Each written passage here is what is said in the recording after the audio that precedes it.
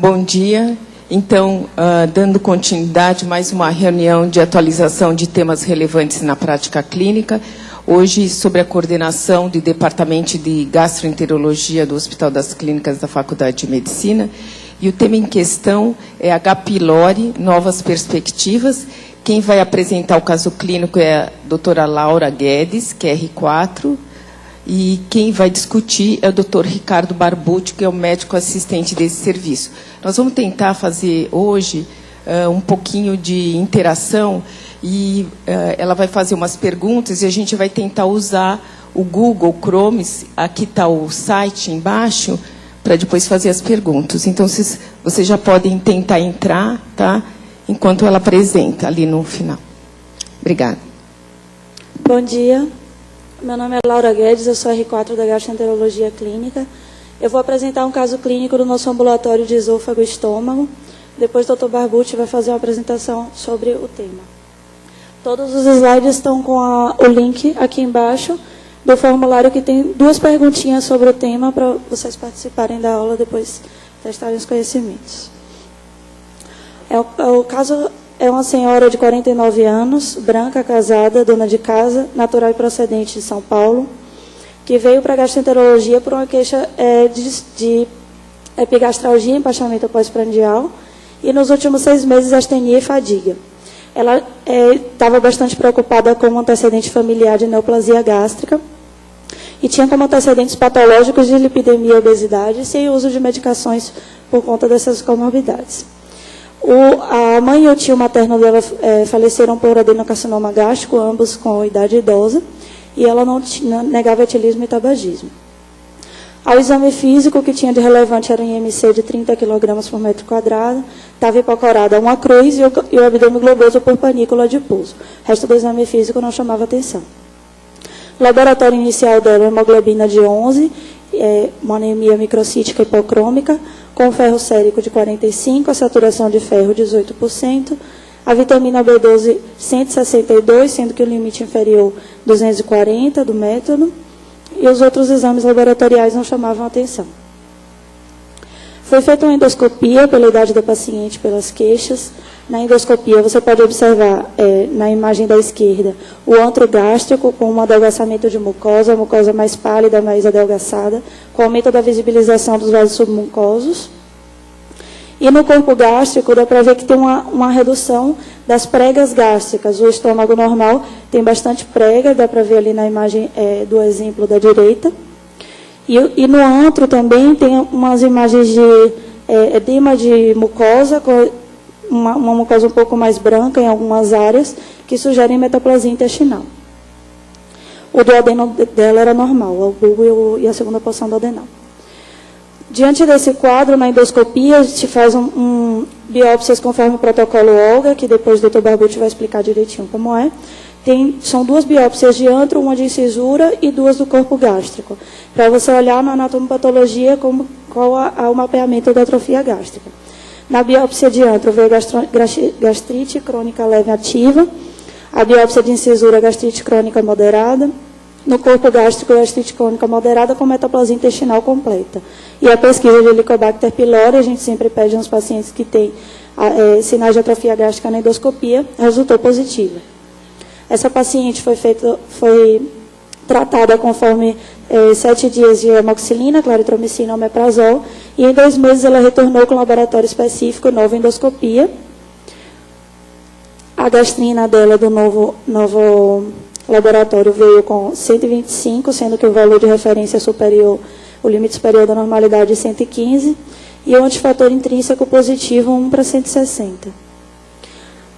O protocolo Olga de nova endoscopia mostrou gastrite crônica leve inativa em antro, incisura e corpo, com metaplasia intestinal completa em corpo, e a pesquisa de Helicobacter pylori resultou negativa. Então, a Helicobacter pylori foi erradicada. Naquele formulário do Google, vocês podem ver essas perguntas, vocês podem tentar responder antes da apresentação do Dr. Barbucci para testar os conhecimentos. Obrigada. Bom dia a todos, eu sou o Dr. Ricardo Barbucci, eu sou médico assistente aqui do Departamento de Gastroenterologia, da disciplina de Gastroenterologia Clínica. Sou responsável pelo grupo de estômago, Helicobacter, microbiota. E e a gente também eu sou o assistente-chefe do ambulatório de gastroenterologia clínica, da disciplina de gastroenterologia clínica. Então a gente vai falar um pouquinho para vocês sobre Helicobacter pylori, que tem tudo a ver com esse caso, um exemplo clássico de gastrite crônica e na sua forma atrófica, provavelmente induzida pelo Helicobacter pylori, sim, como a gente vai ver pela explicação próxima.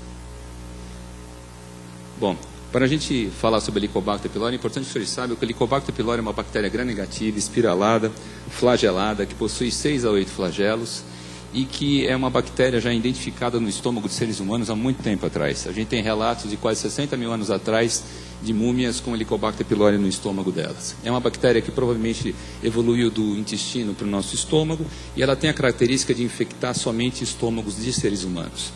Qual é a prevalência dessa bactéria? No mundo inteiro a gente tem uma prevalência que gira em torno de metade da população do planeta infectado por esse micro-organismo.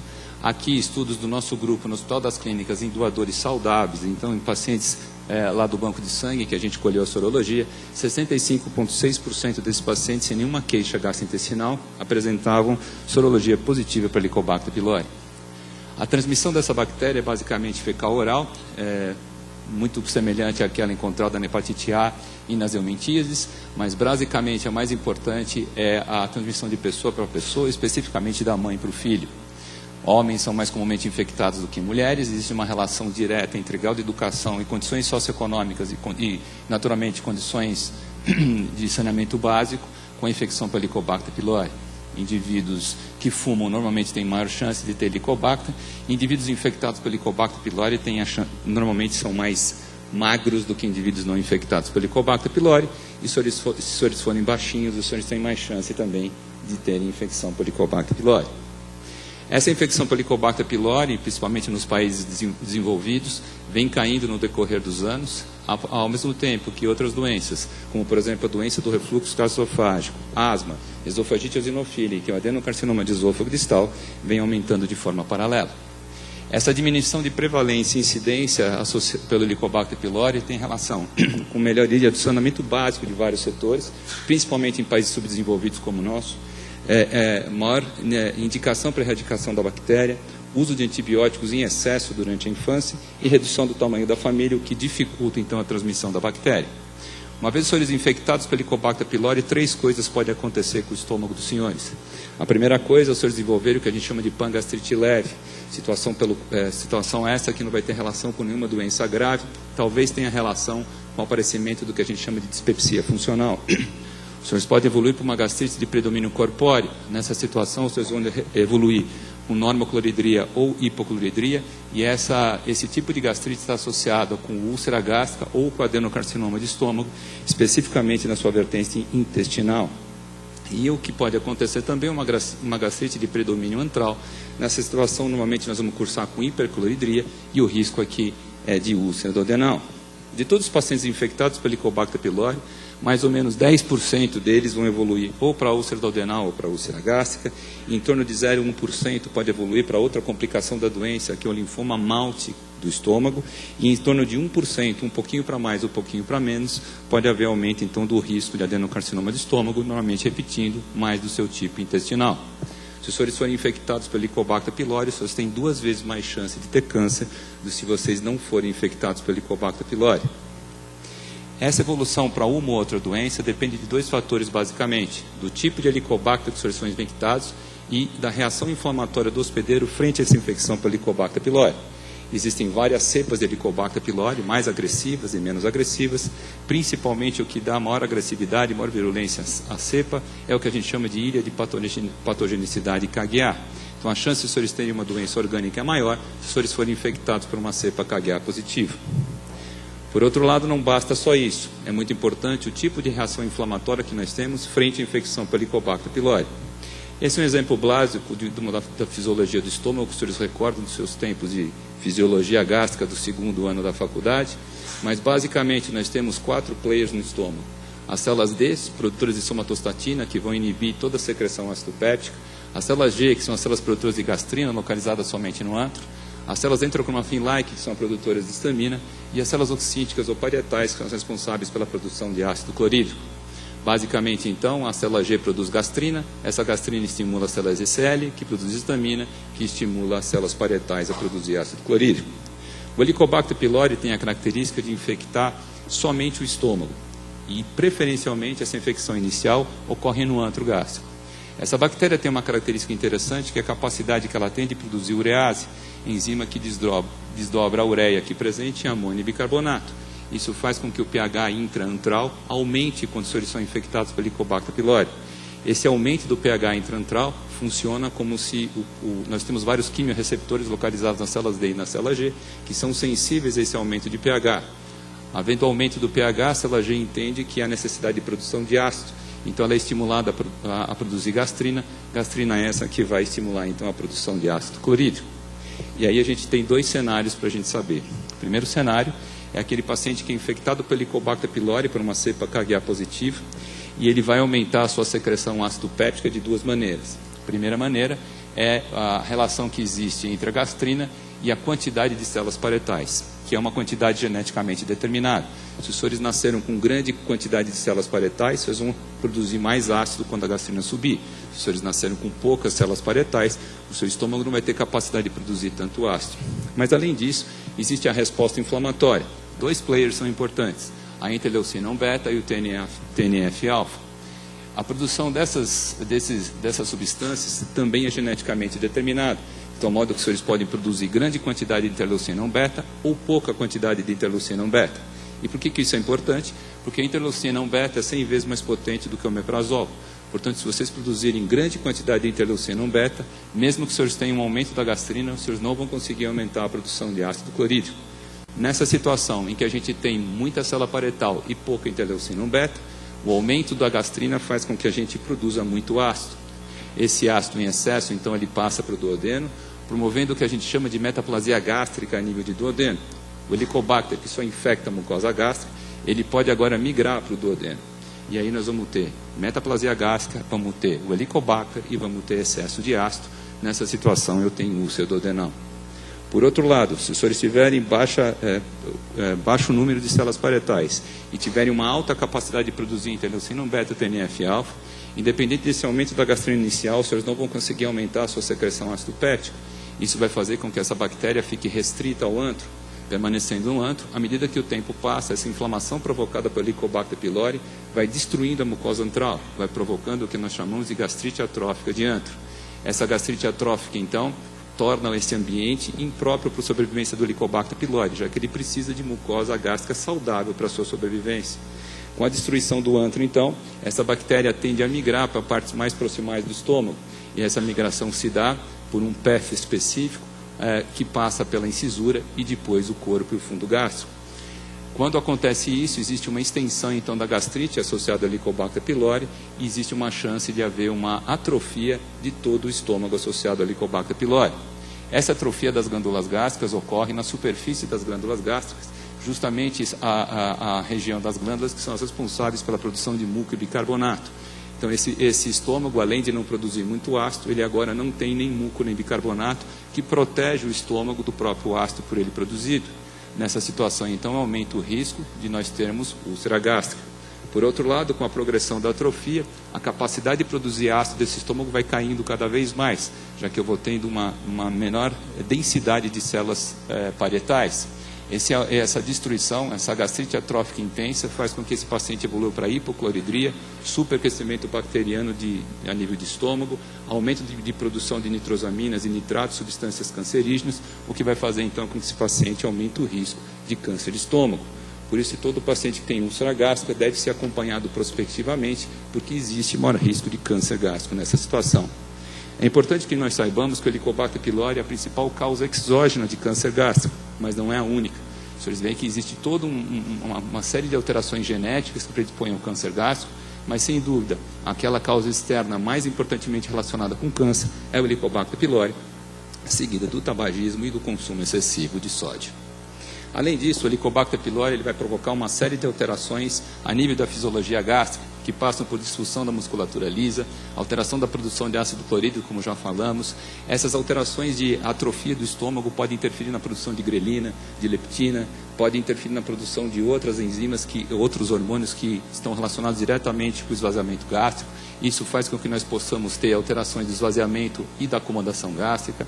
Existe um aumento, diminuição de resposta à somatostatina, e tudo isso acaba também evoluindo para um desequilíbrio da microbiota intestinal, como a gente vai mostrar para os senhores.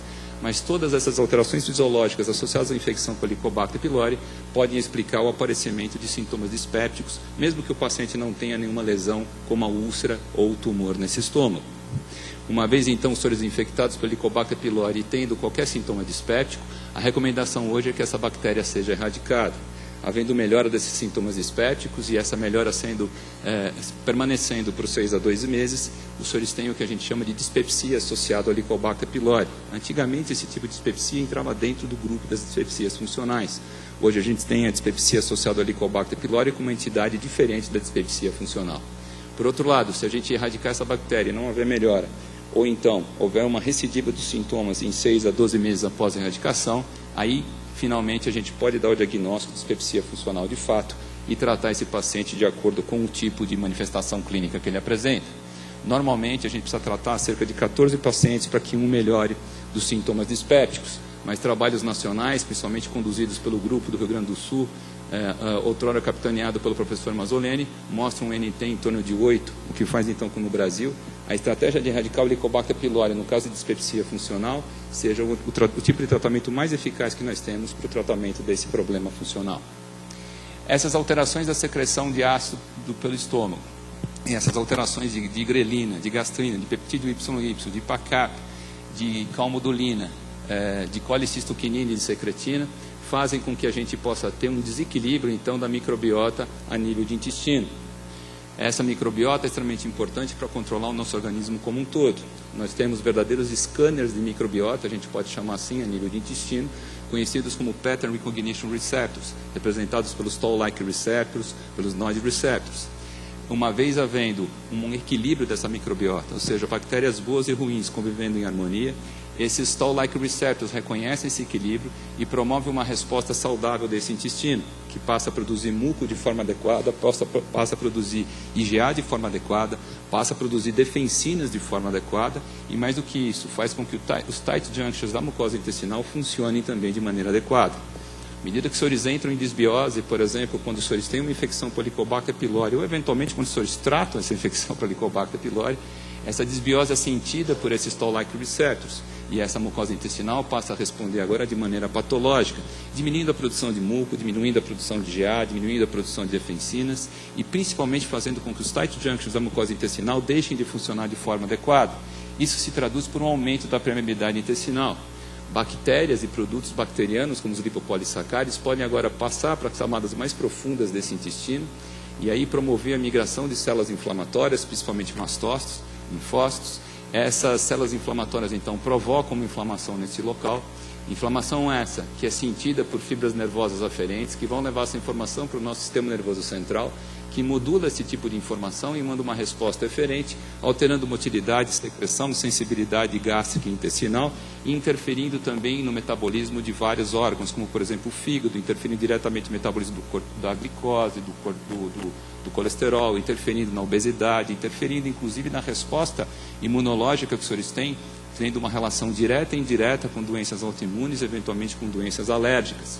Outra coisa bastante importante que explica isso é a participação das chamadas células dendríticas a nível de intestino. Essas células possuem os mesmos Toll-like Receptors que as células de Panet no intestino. E esses Toll-like Receptors dessas células dendríticas reconhecem então essa microbiota, se está alterada ou não. E essas células dendríticas são extremamente importantes, porque são elas que vão coordenar o tipo de resposta imunológica, não só a nível de intestino, mas a nível de todo o nosso organismo. Então, alterações da microbiota podem fazer com que nós tenhamos também desequilíbrio de resposta imunológica, predominando um ou outro tipo de resposta, o que pode ter relação com vários tipos de doenças imunomediadas. Então, o Helicobacter pylori, alterando a nossa microbiota, altera o nosso organismo como um todo, o que pode fazer com que várias manifestações extragástricas estejam presentes, por exemplo, explicadas por essa alteração da microbiota e explicada também pelo processo inflamatório crônico que de quem tem Helicobacter vive de maneira contínua. De tal modo que existem vários relatos de infecção por Helicobacter pylori associada à doença coronariana, doenças neurológicas, principalmente enxaqueca, diabetes, obesidade, principalmente pela diminuição da produção de grelina por esse estômago, pré-eclâmpsia, hiperemese gravídica, glaucoma, urticária rosácea, principalmente em alguns trabalhos italianos, todos esses têm evidência que de fato existe essa relação. Mas as manifestações extragástricas que de fato, comprovadamente, têm relação com a infecção por Helicobacter pylori, seriam a púrpura trombocitopênica idiopática ou imune e a anemia ferropriva de causa desconhecida e, mais recentemente, a deficiência de vitamina B12, lembrando os senhores que a célula cítica, além de produzir ácido clorídrico, produz também fator intrínseco essencial para a absorção de vitamina B12 e, além disso, as alterações provocadas pelo desequilíbrio da microbiota, principalmente no caso de haver supercrescimento bacteriano ou fúngico do intestino delgado, também interfere diretamente, então, na capacidade desse intestino absorver vitamina B12 e, eventualmente, outros nutrientes. Outra coisa que acontece na infecção por Helicobacter pylori é o aumento da possibilidade de doenças autoimunes associadas à infecção por Helicobacter. Então, no nosso caso, era um paciente que tinha uma gastrite atrófica e, basicamente, nós temos dois tipos de gastrite atrófica. A gastrite atrófica associada à infecção por Helicobacter pylori e a gastrite atrófica do que a gente chama de autoimune. Qual é a grande diferença entre elas? É que, nessa situação, a atrofia é basicamente só de corpo e fundo, preservando o antro. Isso faz com que esses pacientes tenham uma grande hipergastrinemia, porque existe uma queda do HCl com preservação da célula G. No caso do nosso paciente, ele apresentava uma pangastrite e, portanto, também uma atrofia de antro, o que fez com que a gastrina desse paciente não subisse tanto. Mas, paralelamente a isso, em cerca de 25% dos casos de Helicobacter pylori, é possível também o surgimento de anticorpos anti-mucosa gástrica, anti-célula parietal, antifator intrínseco e anti-bomba de prótons da célula parietal, o que pode fazer com que exista um imbricamento desses dois tipos de gastrite nos casos da atrofia. Entretanto, a infecção por Helicobacter pylori, principalmente na infância, ela pode ter um efeito benéfico. Esse aumento da gastrina, levando um discreto aumento do ácido clorídrico, pode, então, dificultar o aparecimento de gastroenterocolites, principalmente na infância. Existe uma relação indireta entre infecção do Helicobacter pylori e tuberculose e uma relação indireta entre Helicobacter pylori e obesidade. Outra coisa que se vê é uma relação indireta entre Helicobacter pylori e doenças atópicas, principalmente a asma. Um dos fatores responsáveis por isso poderia ser a diminuição do ácido clorídrico, importante, vamos dizer assim, para a desnaturação de eventuais antígenos alimentares ingeridos com a alimentação. Outra coisa que a gente vê de forma exponencial é o aumento da esofagite eosinofílica, talvez por esses mesmos motivos. Uma vez suspeitada a infecção por Helicobacter pylori, o Helicobacter pode ser pesquisado por métodos invasivos ou não invasivos. Invasivos dependendo de endoscopia e biópsia, não invasivos independente disso. Não invasivos nós temos a sorologia, o PCR fecal, os anticorpos urinários e o teste respiratório que nós dispomos aqui no HC. Dos invasivos, o teste da urease, o histopatológico, a cultura, o PCR no tecido e a própria endoscopia através da magnificação de imagem ou através de locais em que há presença, por exemplo, do confocal microscopy. Mas aqui é possível ver diferentes padrões de mucosa gástrica, o que pode fazer com que o endoscopista dê o diagnóstico mesmo sem haver necessidade de biópsia. Uma vez o paciente, para ter o Helicobacter pylori pesquisado e essa pesquisa ser sensível e específica, é muito importante que ele esteja idealmente no mínimo 14 dias ou 10 dias sem tomar nenhum inibidor de bomba de prótons. E ele não pode ter usado nenhum antibiótico nos 30 dias que antecedem a pesquisa. Quando não puder ficar sem IBP, a recomendação é que mantenha o bloqueador H2 e que seja retirado esse bloqueador 48 horas antes. É muito importante, quando a gente vai fazer qualquer biópsia desse estômago em indivíduos infectados pelo Helicobacter pylori, que fragmentos sejam colhidos pelo menos em antro e corpo, e havendo suspeita de atrofia, e havendo história de câncer gástrico na família, é muito importante que a gente biopsie todo o estômago, através de um protocolo específico conhecido como Operative Link for Gastritis Assessment, ou OLGA, que permite com que a gente identifique, através de fragmentos colhidos de corpo, de antro e de incisura, a extensão e a intensidade da gastrite que esse paciente apresenta. Pacientes que apresentam atrofia acentuada e que apresentam metaplasia intestinal, eles entram no que a gente chama de estágio 4, que são pacientes com alto risco, então, para desenvolver câncer de estômago. Nessa situação, esses pacientes devem ser acompanhados prospectivamente com endoscopias de caráter intermitente, no mínimo de 2 em 2 anos ou de 3 em 3 anos, se for um estágio 4 de OLGA. Se houver um estágio menor, essa periodicidade da endoscopia ela pode ser um pouco espaçada. Hoje, através dos consensos, e recentemente nós tivemos a produção, o consenso de Maastricht 5, publicado agora no início de outubro, recomenda a erradicação do Helicobacter pylori na úlcera duodenal, na úlcera gástrica, na gastrite atrófica, no linfoma Mount, na dispepsia não investigada, no câncer gástrico ressecado Nas 3 manifestações extragástricas que a gente já mencionou para os senhores, antes do tratamento com anti-inflamatórios não esteroidais, mesmo também o uso de ácido acetilsalicílico, quando o paciente quer pesquisar e tratar, uso crônico inibidor de bomba de prótons e familiares de primeiro grau de indivíduos que têm câncer gástrico. O terceiro consenso brasileiro para Helicobacter pylori, e eu já adianto para os senhores que nós vamos fazer um novo consenso no segundo semestre do ano que vem, isso pode mudar, recomenda a erradicação do Helicobacter pylori em qualquer paciente com sintoma dispéptico. Então, se o paciente tem dispepsia de qualquer origem e vai fazer endoscopia, é interessante que se pesquise a bactéria e, se essa bactéria estiver presente, que ela seja erradicada. O problema é erradicar a bactéria, que nem sempre é fácil. O Helicobacter pylori ele invade pouco a mucosa, ele fica muito pouco vulnerável aos antibióticos sistêmicos, dependendo então do contato direto desses antibióticos com esse micro-organismo. Grande parte desses antibióticos são liberados no duodeno. Não existe nenhum antibiótico que seja especificamente produzido para se tratar Helicobacter pylori. A estabilidade desses antibióticos varia em pH baixo, principalmente a amoxicilina e a claritromicina. A densidade do muco pode impedir que esse antibiótico entre em contato com a bactéria. Teoricamente, o uso de mucolíticos poderia facilitar a resposta antibiótica. O volume do suco gástrico pode diluir o antibiótico, o metabolismo hepático dos antibióticos pode interferir na sua eficácia e fármacos não iodados, normalmente eles têm uma eficácia maior. Dos fármacos não iodados, o que a gente tem disponível no mercado de melhor eficácia é o metronidazol, o problema é a resistência intrínseca ao metronidazol no nosso meio. Outra coisa que limita o tratamento é a facilidade posológica, daí o surgimento dos PECs que os senhores conhecem para tratar o Helicobacter pylori, efeitos adversos dos antibióticos, tipo de formulação. Normalmente a suspensão ela distribui o antibiótico de forma mais igualitária no estômago, facilitando o tratamento. Outra coisa que vem sendo discutida é o tempo de tratamento. O último consenso brasileiro estipulava que o Helicobacter devia ser tratado por 7 dias. Mais recentemente, a gente está vendo uma tendência no mundo inteiro de aumentar esse tempo de tratamento para 7 a 14 dias. Aumentando isso, eu aumento um ganho de terapêutico em torno de 5 a 6% de resposta. Né? Na verdade, o tempo ideal de tratamento é aquele que leva a mais de 95% da cura do Helicobacter pylori. Normalmente, ele vai de 14 dias. Tratamentos mais curtos, eles podem ter eficácia, mas eles têm que ser comprovados. O consenso de Maastricht recomenda que esse tempo seja estendido para 14 dias em locais em que existe uma resistência antibiótica maior. Outros fatores limitam a eficácia do tratamento antibiótico, que passam por uma baixa aderência. Quanto pior a aderência do nosso paciente, piores são os resultados do tratamento, é óbvio. O tipo de afecção tratada também tem relação com a eficácia do tratamento. Se vocês tiverem um paciente com dispepsia funcional, a chance de vocês erradicarem o Helicobacter pylori é pior do que se o indivíduo tiver uma úlcera péptica. Outra coisa é a obesidade. Indivíduos obesos respondem pior ao tratamento do tratamento antibiótico. Então, normalmente, nesse grupo de pacientes, o tempo de tratamento deve ser, sim, de 14 dias.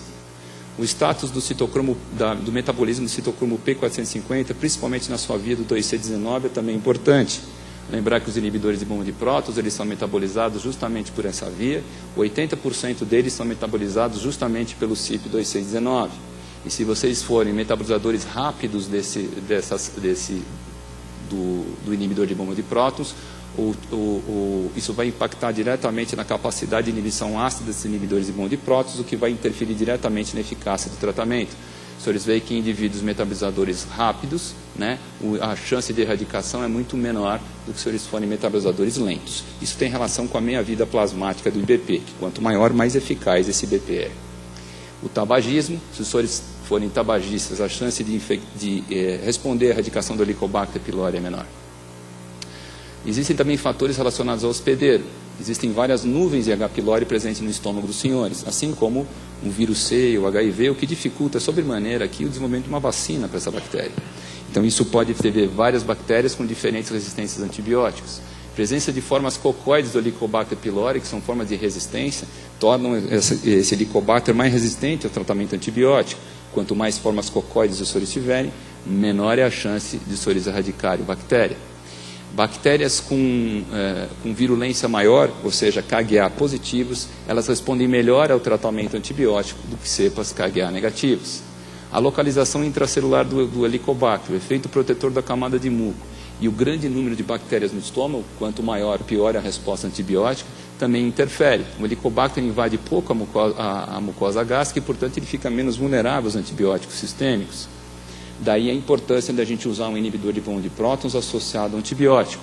Esses inibidores de bomba de prótons, eles têm o poder de inibir a urease bacteriana, eles têm um efeito bactericida por si só, funcionando como verdadeiros antibióticos também. Subindo o pH intragástrico, eu faço com que o Helicobacter invada mais a mucosa e fique mais vulnerável aos antibióticos sistêmicos. O pH elevado aumenta a atividade bacteriana, tornando ela mais vulnerável aos antibióticos. E pHs acima de 8 fazem com que a bactéria morra, mesmo sem nenhum antibiótico. Mais recentemente, nós temos lançado no mercado um tipo diferente de inibidores de bomba de prótons, os chamados bloqueadores da bomba de prótons, que ao invés de interferir diretamente na bomba de prótons, eles interferem nos canais de potássio. Lembrando que a bomba de prótons é uma bomba que troca potássio por H+, impedindo então a entrada e saída dos íons potássio, eu não vou ter saída de H+. Medicamentos como o vonoprazan se mostraram bem superiores aos inibidores de bomba de prótons, como mostra esse artigo comparando o vonoprazan com o esomeprazol. E se a gente comparar índice de erradicação usando então um bloqueador de bomba de prótons com um inibidor de bomba de prótons, a gente vê claramente uma tendência de melhor erradicação com esses novos medicamentos. É claro, a resistência antibiótica é um fator limitante. Resistências primárias acima de 15% do antibiótico contraindicam o seu uso.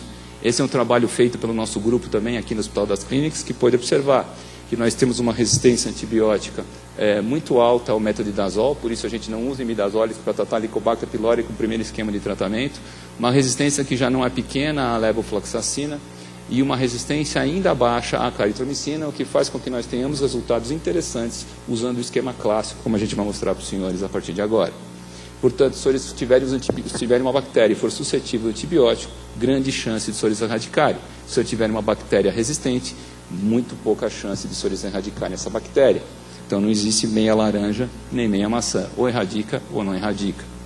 Na verdade, qualquer esquema é adequado desde que as doses sejam prescritas em formas adequadas, o tempo de tratamento seja adequado e a aderência do paciente seja boa.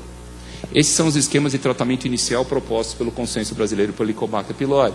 O esquema tradicional com IBP, Claritro e amoxicilina por 7 dias, provavelmente a gente vai estender isso para 14 dias. IBP, Claritro e furazolidona, lembrando que a furazolidona foi retirada do mercado e a gente só tem hoje manipulado. IBP, furazolidona e tetraciclina. Esses esquemas são interessantes para aqueles pacientes que são alérgicos à penicilina. Essa é a experiência do nosso grupo, em mais de 500 pacientes estudados com Helicobacter pylori que receberam o esquema clássico, índice de erradicação em torno de 90%. Outra opção também testada pelo nosso grupo aqui no Hospital das Clínicas é um esquema com IBP, tetraciclina e furazolidona, índice de sucesso em torno de 77% em indivíduos virgens de tratamento. Outra opção interessante para retratamento, e aqui cabe um protesto, é nunca usar a levofloxacina como terapia inicial para tratar o Helicobacter pylori. Entretanto, senhores, não existe claritromicina no Hospital das Clínicas para ser prescrita. Então, muitas vezes, se a gente não tem amostra gás para fornecer para o nosso paciente, a gente vai ter que usar a levofloxacina. Isso está criando uma resistência galopante à levofloxacina no tratamento do Helicobacter pylori e provavelmente vai ter impacto a resistência à levofloxacina no tratamento das infecções urinárias, respiratórias, que os senhores estão cansados de usar. Mas, como retratamento, a levofloxacina e furazolidona, também publicado pelo nosso grupo, a gente tem resultados bastante interessantes desde que o paciente tenha sido tratado uma vez só. À medida que ele tem históricos de mais de um tratamento, essa resposta vai caindo. A levofloxacina amoxicilina, também um esquema disponível, também no Brasil através de PEC, nunca deve ser usado para primeiro tratamento, também testado pelo nosso grupo, publicado no BBC Gastroenterology, sucesso do nosso grupo em torno de 74% em indivíduos virgens de tratamento. Uma vez não respondendo ao esquema inicial, a gente pode então utilizar a levofloxacina, utilizar a furazolidona, ou utilizar o que a gente chama de esquemas quádruplos, que envolvem então o uso de bismuto e vários outros antibióticos. Esse é o chamado esquema BOFT, também publicado pelo nosso grupo, em que a gente tem um índice de sucesso em torno de 70%. Um esquema com bismuto, subcitrato ou subsalicilato, amoxicilina, furazolidona, o famoso esquema BAFO, também estudado pelo nosso grupo, índice de sucesso também um pouco menor, em torno de 65%. Um jeito da gente tentar sobrepujar a resistência primária aos imidazólicos é usar o que a gente chama de terapia sequencial, em que eu dou 5 dias de amoxicilina e IBP e depois eu dou mais 5 dias de IBP, claritro e um imidazólico. Os resultados nos trabalhos italianos são extremamente melhores quando a gente usa esse sistema de tratamento. Isso também foi testado pelo nosso grupo, publicado aqui o ano passado no Gastroenterology Research and Practice, e a gente obteve um índice de sucesso do esquema sequencial exatamente igual àquele obtido com o esquema tradicional, como Omeprazol, Clarito e Amox. Então, no nosso meio, a gente não vê qualquer vantagem da utilização desse tipo de esquema. Esquemas quadros com IBP, bismuto, tetraciclina e imidazole, que também existem vários publicados, todos com índice de erradicação em torno de 70% a 80%. Isso também foi testado no nosso grupo, índice de sucesso, como a gente já mencionou, em torno de 60% a 70%. Existe ainda o que a gente chama de terapia híbrida, em que eu dou IBP e amoxicilina, uma variante da terapia sequencial. E aí eu mantenho a amoxicilina ao invés de tirá-la e associo o metronidazol. Índice de sucesso para os grupos estrangeiros em torno de 90%. Qual é o grande problema disso? E quando eu uso metronidazol e claritomicina, eu não posso repetir esses antibióticos. E esse é o tipo de esquema que mata 2 antibióticos para retratamento. A terapia concomitante, em que eu dou tudo junto, clarito, amoxa, metronidazol, tudo junto, também índice de sucesso em torno de 90%, não utilizado por nós, não testado por nós, justamente também para a gente destruir 2 tipos de antibióticos. Existem novos antibióticos que podem ser utilizados para casos mais rebeldes, como a rifabutina, que a gente não dispõe no Brasil, mas a gente pode importar. É um derivado da rifampicina e, portanto, a gente não vai ter provavelmente aqui no Brasil. Índice de sucesso associado normalmente, a amoxicilina, de 7 a 14 dias, em torno de 70% na maioria dos trabalhos europeus. Novas quinolonas estão sendo produzidas, principalmente a citalfloxacina, que a gente vê maior chance de a gente ter sucesso com ela. É um antibiótico que pode ser utilizado mesmo em pacientes resistentes à levofloxacina e que tem tido resultados bastante interessantes, principalmente no Oriente. A gente ainda não tem disponível essa quinolona no Brasil. Outra possibilidade é a associação de um probiótico, o intuito de melhorar os efeitos adversos e, eventualmente, aumentar o índice de erradicação. Os probióticos podem fazer isso por vários mecanismos, não cabe aqui agora a gente discutir, mas esse efeito do antibiótico é cepa específico. Nós testamos uma cepa, esse é um trabalho também publicado, ganhou o prêmio, inclusive, no DDW de 2012, mas, de qualquer maneira, a gente não obteve nenhuma diferença da associação dessa combinação probiótica com o esquema tradicional. Eventualmente, inibidores da anidrase carbônica de liberação mais lenta podem ser utilizados, mas a gente carece ainda de estudos clínicos adequados. E mais recentemente, vários outros esquemas estão sendo propostos, se estendendo o tempo de tratamento, se aumentando a inibição ácida para que a gente possa ter uma erradicação do Helicobacter pylori melhorado, principalmente pelos grupos japoneses, alguns deles com índice de erradicação bastante importantes. Qual a chance de reinfecção? Se os senhores forem tratados e isso for comprovado, a chance de reinfecção é de 1,8% ao ano. Esse é um trabalho feito em conjunto com o pessoal da Clínica Médica da GD, o professor Fernando Marcus Silva. Resultado bastante interessante, muito parecido com aqueles obtidos na Europa e nos Estados Unidos. E a gente tem um alento para o surgimento da vacina contra o Helicobacter pylori. Esse é um trabalho chinês, publicado agora nesse ano, em que a gente tem resultados interessantes com crianças até 3 anos de idade, mas a gente não sabe o que vai acontecer quando essas crianças se tornarem mais velhas. Uma vez, então, erradicado a Helicobacter pylori, a gente vai testar essa erradicação através de vários métodos, e essa erradicação é obrigatória em infecções orgânicas graves, como, por exemplo, no câncer de estômago, no malte, e principalmente também antes de cirurgias bariátricas, em que o estômago vai ficar excluso. Então, nessa situação, é muito importante que a gente confira se o Helicobacter foi erradicado ou não. É isso que eu queria falar para os senhores. Muito obrigado pela atenção. Quer ver? Se vocês tiverem alguma dúvida e a gente souber responder aqui, nós vamos pôr o resultado do... Faça novamente as perguntas, né?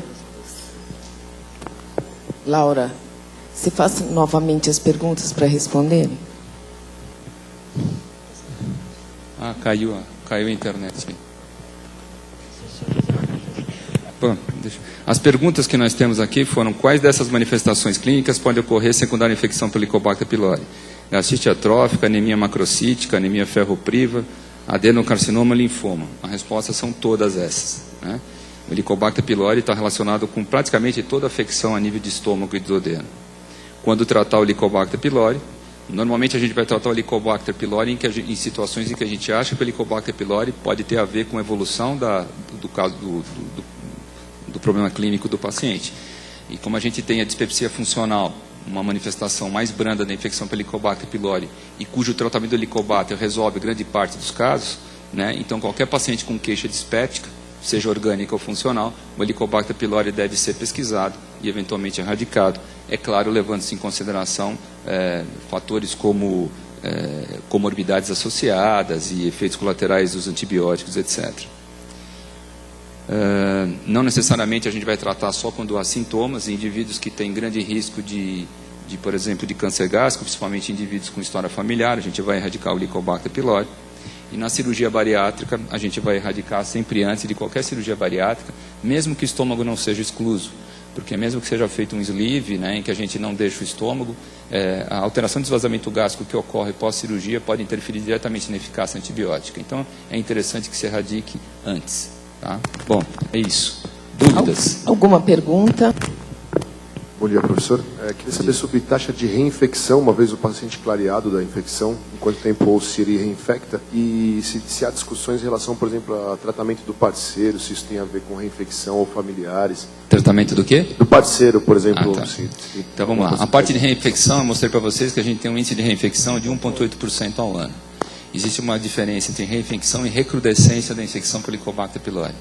Basicamente, a diferença dos dois é que a recrudescência, quando você trata o Helicobacter, você não erradica totalmente o Helicobacter, você tem um falso negativo na pesquisa se o Helicobacter foi erradicado ou não, e depois de um tempo essa bactéria volta a se multiplicar e você tem ela ali presente. Então, na verdade, não ocorreu uma reinfecção.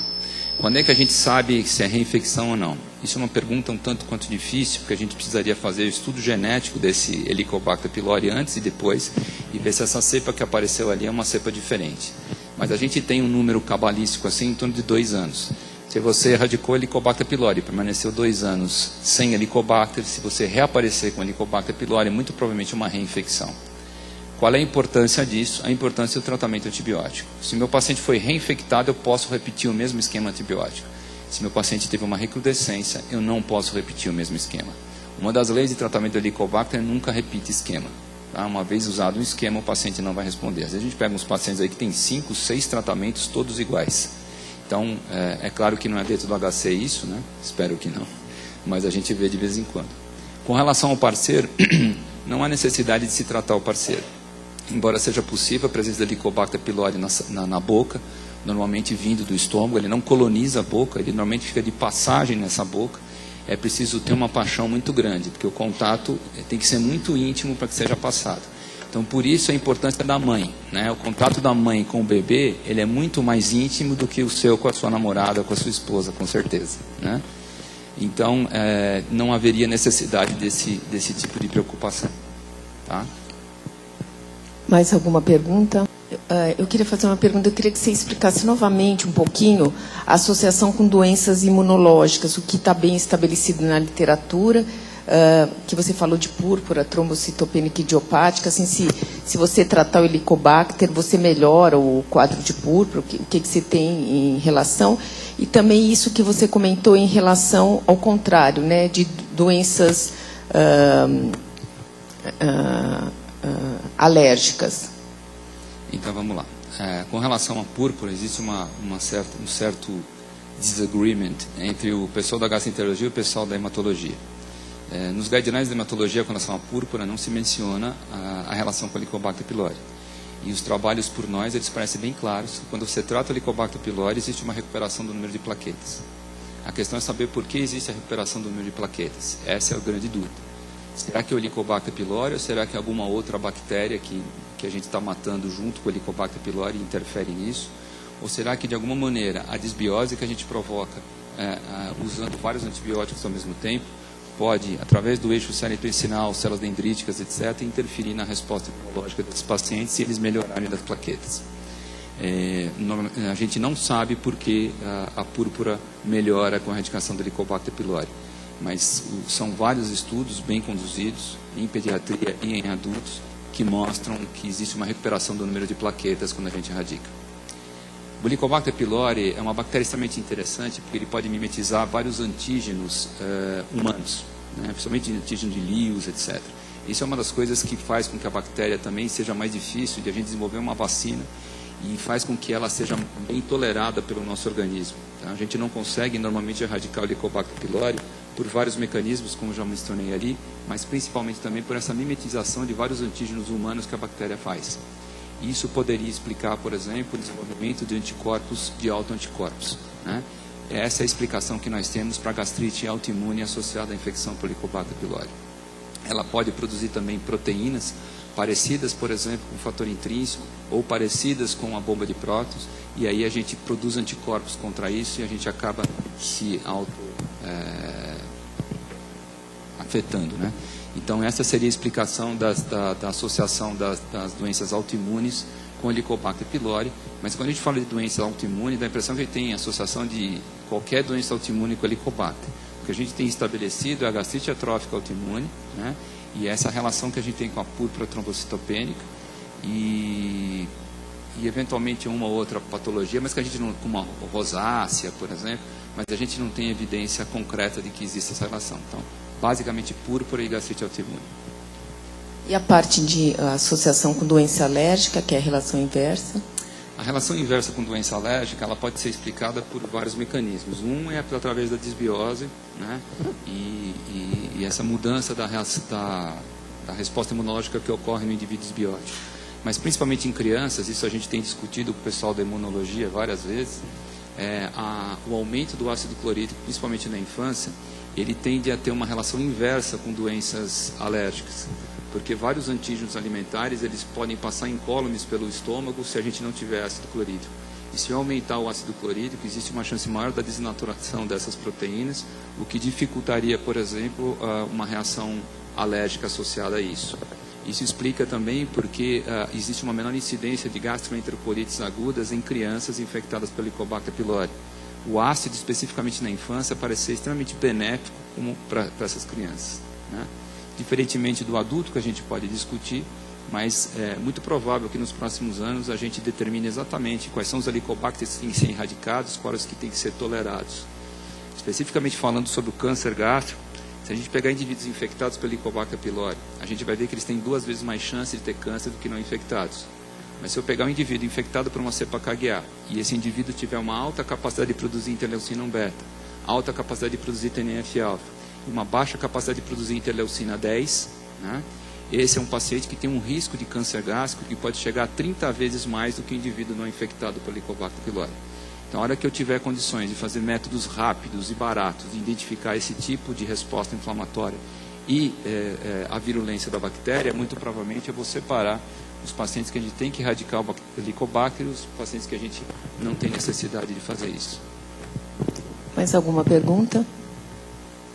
Então, de um modo geral, por exemplo, em criança você não deveria erradicar.